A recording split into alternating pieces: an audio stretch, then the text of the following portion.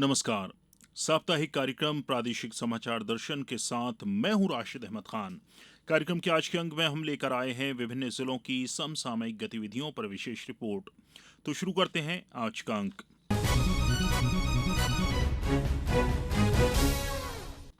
इंदौर जिले में पर्यावरण संरक्षण और जल संवर्धन के लिए अभियान चलाए जा रहे हैं। शहर की आबो हवा को सुधारने के लिए वृहद स्तर पर पौधरोपण की योजना बनाई गई है।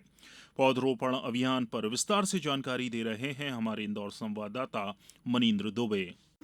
प्रधानमंत्री नरेंद्र मोदी के संकल्प एक पेड़ मां के नाम अभियान के तहत प्रदेश में 5,50,00,000 से अधिक पौधे लगाने का लक्ष्य रखा गया है। इस अभियान की शुरुआत देश में लगातार 7 बार सबसे स्वच्छ शहर का तमगा हासिल करने वाले इंदौर शहर से की जाएगी। जिला प्रशासन, जिला पंचायत और नगर निगम इंदौर के संयुक्त तत्वावधान में जल गंगा संवर्धन अभियान के तहत जिले में 7 से 14 जुलाई तक 51 लाख पौधों का रोपण कर उनका संरक्षण भी किया जाएगा। पौधरोपण के इस मिशन में सीमा सुरक्षा बल बीएसएफ की रेवती रेंज में 14 जुलाई को 11 लाख पौधों का रोपण कर Guinness book of the world record में इंदौर अपना नाम दर्ज करवाने की तैयारी कर रहा है। इसके लिए रेवती रेंज की बंजर भूमि में मशीनों के माध्यम से गड्ढे कर खाद और मिट्टी डाली जा रही है ताकि पौधों को पर्याप्त पोषण मिल सके। इसके अलावा जिले के ग्रामीण क्षेत्र में भी पौधरोपण अभियान की तैयारी जारी है। इस बारे में इंदौर जिला पंचायत के मुख्य कार्यपालन अधिकारी सिद्धार्थ जैन ने आकाशवाणी को बताया। इस साल हमने लगभग 3 लाख पौधे लगाने का लक्ष्य रखा है और इस हेतु जो संबंधित कार्रवाई होती है, प्रशासनिक कार्रवाई होती है, क्योंकि ये पौधे मोस्टली हम नरेगा मद से जिले में लगाएंगे और तो वो सभी कार्रवाई कर दी गई है। पौधों की भी तैयारी की जा रही है, गड्ढे खोदना आदि अन्य जो कार्रवाई पौधे लगाने से पूर्व की जाती है वो कराई जा चुकी है। इसके अतिरिक्त कई पुरानी पहाड़ियाँ जो जहाँ पे प्लांटेशन का स्कोप है वो भी जिला इंदौर में हमने चयनित की है और उनको भी प्लांटेशन में कवर किया गया है। मैं सभी इंदौर वासियों से अपील करूंगा कि वो भी अपने स्तर पर जहाँ भी पौधा लगा सकें और जिसकी वो सुरक्षा कर सकें अवश्य लगाएं। अगर एक व्यक्ति भी अगर 10 पौधे लगाता है और उनकी देखरेख करता है तो भविष्य में आने वाली जो क्लाइमेट चेंज की समस्या, टेम्परेचर राइज की समस्या हमारे सामने उत्पन्न हो रही है, उससे हम हमारे शहर को सुरक्षित रख पाएंगे। मुख्य कार्यपालन अधिकारी ने बताया कि जलगंगा संवर्धन अभियान के तहत जिले के तालाबों के समीप भी पौधरोपण किया जा रहा है। जल गंगा संवर्धन अभियान के अंतर्गत इंदौर जिले के लगभग 90 तालाबों को हमने चिन्हित किया है, जहाँ पे या तो पाल का सुदृढ़ीकरण किया गया है, तालाबों के वेस्ट वियर का सुधार किया गया है और तालाबों के आसपास पौधारोपण भी किया जा रहा है। इस पौधारोपण से ना सिर्फ वाटर का जो सप्लाई है तालाबों में वो बेहतर होगा, उसके अलावा जल का संरक्षण ओवरऑल बेटर होगा। इंदौर नगर निगम महापौर पुष्यमित्र भार्गव ने बताया कि इस पौधरोपण अभियान में जिले भर में 57 प्रजातियों के पौधे लगाए जाएंगे। इनमें कुछ पौधों की ऊंचाई 11 फीट तक भी है। अभियान के लिए गुजरात से 10 लाख, दक्षिण राज्यों से 15 लाख और देश के अन्य राज्यों से शेष पौधे मंगवाए जा रहे हैं। फिलहाल जिले भर में पौधरोपण की तैयारी जारी है। उम्मीद है इन पौधों के वृक्ष बनने से न केवल जिले के पर्यावरण में सुधार होगा बल्कि बढ़ते तापमान से भी राहत मिलेगी। प्रादेशिक समाचार दर्शन के लिए इंदौर से मनिंद्र कुमार दुबे। हाल ही में 3 दिवसीय पल्स पोलियो अभियान के तहत ग्वालियर जिले में भी जन्म से लेकर 5 वर्ष तक के बच्चों को पोलियो रोधी खुराक पिलाई गई। पेश है हमारे संवाददाता नवीन श्रीवास्तव की ये रिपोर्ट। ग्वालियर में पल्स पोलियो अभियान का शुभारंभ प्रदेश के ऊर्जा मंत्री प्रद्युम्न सिंह तोमर ने सिविल अस्पताल हजीरा में बनाए गए पोलियो बूथ पर पहुंचकर बच्चों को जिंदगी की 2 बूंद पिलाकर किया। इसी कड़ी में विधायक मोहन सिंह राठौर ने वीरपुर के पोलियो बूथ पर बच्चों को पोलियो रोधी दवा पिलाई। कलेक्टर श्रीमती रुचिका चौहान ने अपने बेटे को शासकीय डिस्पेंसरी थाटीपुर के पोलियो बूथ में पोलियो रोधी खुराक पिलवाई। जिले में पल्स पोलियो अभियान के बारे में आकाशवाणी से रूबरू होते हुए मुख्य चिकित्सा एवं स्वास्थ्य अधिकारी डॉक्टर आर के राजौरिया ने हमें विस्तार से जानकारी दी। उन्होंने बताया कि अभियान के तहत जिले में 5 वर्ष तक के बच्चों को पोलियो रोधी दवा पिलाने का निर्धारित लक्ष्य 100% रहा।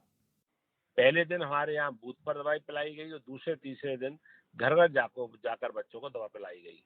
कुल हमारे ग्वालियर में 3,27,606 बच्चों को दवा पिलाई गई, जिसमें लगभग 18,401 जो ओपीवी वायल्स का उपयोग हुआ और लगभग हमारे यहाँ जो बूथ लगे हैं वो लगभग हमारे पूरे ग्वालियर जिले में इन बूथों पर दवा पिलाई गई।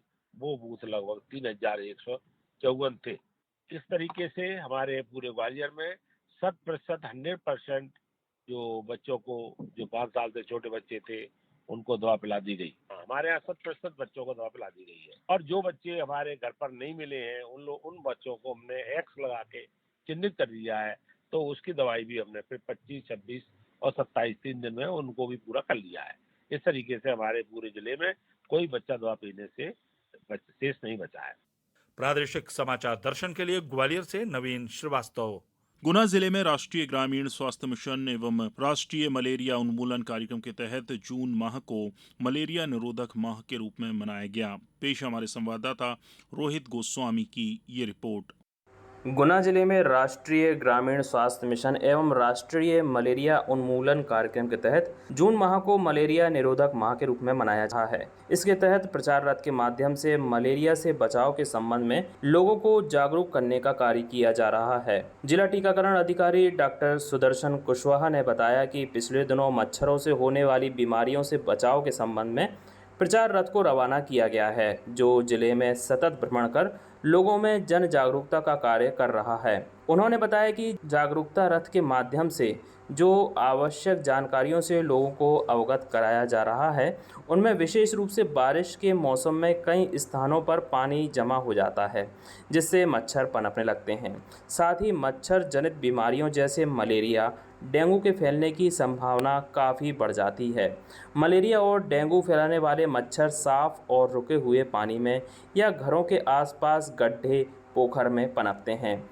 इससे बचाव के लिए घर एवं आसपास अनुपयोगी सामग्री में पानी जमा नहीं होने देने के साथ ही घर की छतों की साफ सफाई में विशेष ध्यान रखा जाने के साथ ही छत पर रखे हुए पुराने टायर जिनमें पानी जमा हो जाता हो या कहीं भी पानी एकत्रित नहीं होने देने की जानकारी इस प्रचार रथ के द्वारा दी जा रही है।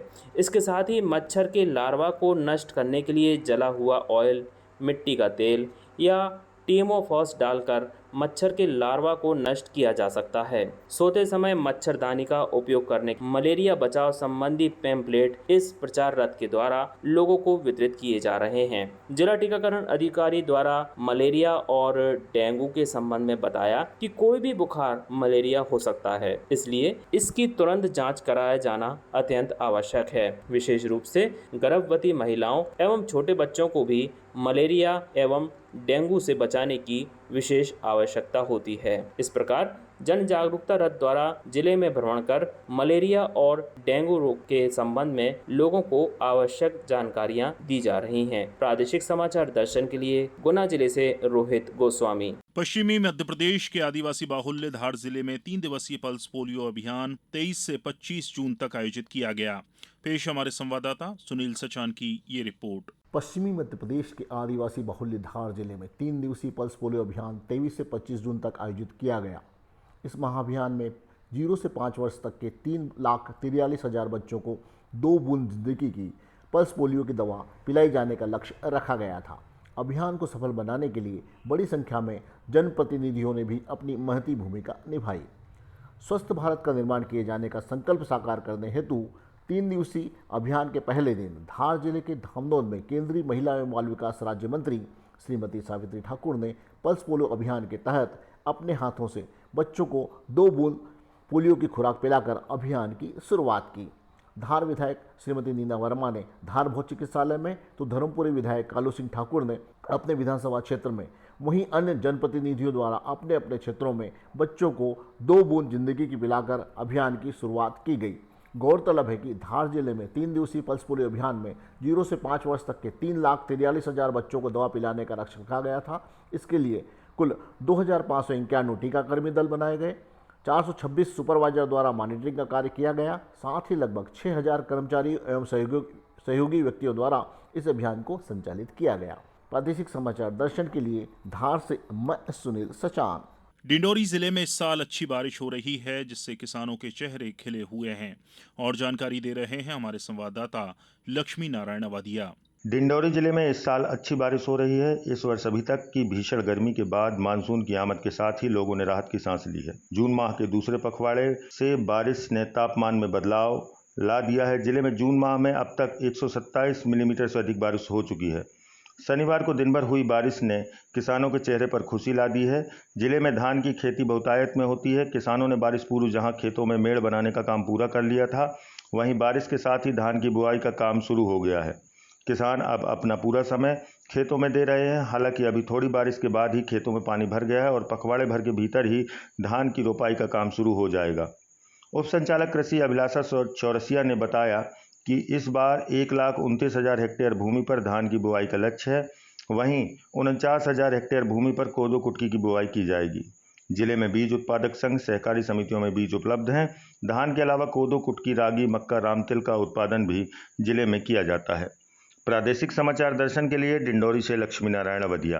प्रदेश के मालवा क्षेत्र में आने वाले वर्षों में पेयजल संकट संभावित है। इस संकट से निपटने के लिए देवास जिले में अमृत संचय अभियान चलाकर वर्षा जल को सहेजने का काम शुरू किया गया है। अभियान को लेकर हमारे संवाददाता नितिन गुप्ता ने भूजल वैज्ञानिक डॉक्टर सुनील चतुर्वेदी से बात की। जल संकट इस समय पूरे देश में है और कई महानगर, बेंगलुरु हो, चेन्नई हो, दिल्ली हो, जयपुर हो, ये सभी जल संकट से जूझ रहे हैं और आने वाले समय में इस जल संकट की विकरालता बहुत अधिक होगी। तो ये सारी चीज़ों को मद्देनज़र रखते हुए देवास में एक पहल शुरू हुई कि हम अपने शहर में आने वाले बरसात के पानी को ज़मीन में उतारकर हमारा जल स्तर बढ़ाएं और आने वाले समय के लिए जल संचित करके रखें। इसके लिए एक अमृत संचय अभियान चलाया गया।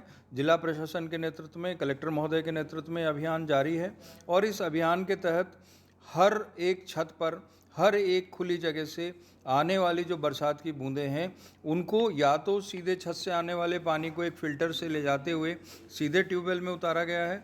जिन घरों में ट्यूबवेल नहीं है वहाँ पर जो पानी बह के जा रहा है उसको हमने एक रिचार्ज पिट बनाकर और उसके अंदर एक रिचार्ज शॉप डालकर ज़मीन के नीचे उतारने के लिए प्रयास किए हैं।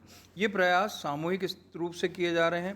इस शहर की तमाम सामाजिक संस्थाएं, इस शहर के जनप्रतिनिधि, इस शहर के नागरिक सभी मिलकर इस अभियान को चला रहे हैं और हमने 200 करोड़ लीटर पानी बरसात का इस साल ज़मीन के नीचे उतारने का लक्ष्य निर्धारित किया है और निश्चित रूप से हम इस लक्ष्य को हासिल करेंगे। जबलपुर में दस्तक अभियान के तहत क्या कुछ किया गया, बता रही हैं हमारी संवाददाता सुरभि तिवारी।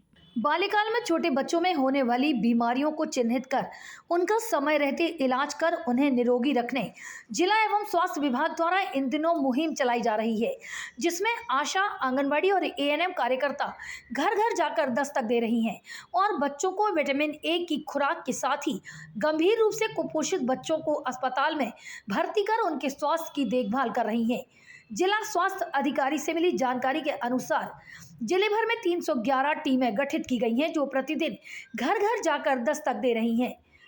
जिला नोडल अधिकारी डॉक्टर एस दाहिया ने जानकारी देते हुए बताया कि जिले में गंभीर रूप से कुपोषित बच्चों को चिन्हित करने अभियान चलाया जा रहा है। जैसा कि आपको मालूम है, हमारा 25 जून से स्टार्ट हुआ है दस्तक प्रोग्राम, जिसमें मतलब आंगनवाड़ी आशा और एएनएम कार्यकर्ता घर घर जाकर दस्तक देंगी, जिसमें 0 से 5 साल तक बच्चे, जिसका लक्ष्य हमने 2,80,000 बच्चों को रखा है। जिला भर की टीम, जिला स्तर से ये टीम जाएंगी और हर घर में दस्तक देंगी और इसमें हमारे को जो 311 टीम बनाई गई है पूरे ज़िले भर में और अर्बन में हमने 111 टीम बनाई है जो घर घर जाके हर बच्चों 0 से 5 साल बच्चों को के घर में जाएगी। उनको जो जन्मजात बीमारी, निमोनिया, दस्त और कुपोषण, ये सब की जांच करेगी। वहीं पर हम उनको जानकारी देंगे। अगर बच्चा वहीं पर ट्रीट करने वाला होगा तो वहीं पर ट्रीट करेंगे और आगे उसको हम रेफर करेंगे। कार्यक्रम के आज के अंक में इतना ही। अगले हफ्ते फिर मुलाकात होगी, तब तक के लिए नमस्कार।